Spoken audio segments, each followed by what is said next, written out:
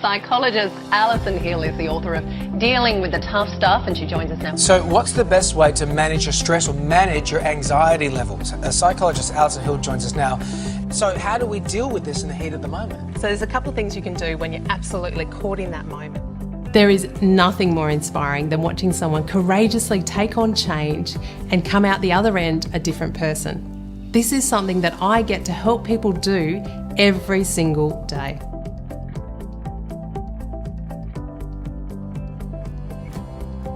What psychology brings to the table is a mindset of scientific curiosity. Let's get curious about what's happening. And we need to be curious and not judgmental. We need to be inquisitive and not definitive. So there's some really interesting research coming out of the US that says that it's not stress itself that's bad, but our belief that stress is bad. I have 2 kids and I run a business, and busy has knocked on the door and brought itself in. I often tell people that you can't do everything and you can't please everyone. And when I say that, people actually go, okay, I get that. But then they go and they bust their hump and they work hard and they try and please everyone. And yet it is this universal truth that you can't do everything and you can't please everyone.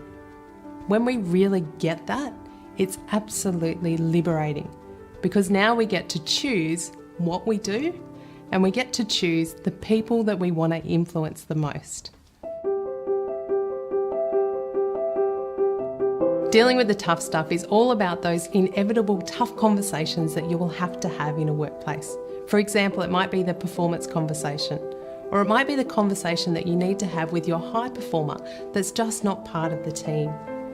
It might also be a really sensitive conversation about how someone's coping at home. How we address those tough conversations is by exploring the language that we use. We need to start to talk about it, the behaviour that's going on, rather than about the person.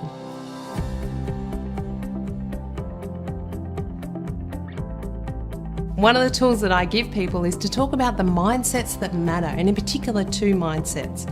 The first one is to accept what is, to realise that it's not bad, it's not good, it just is.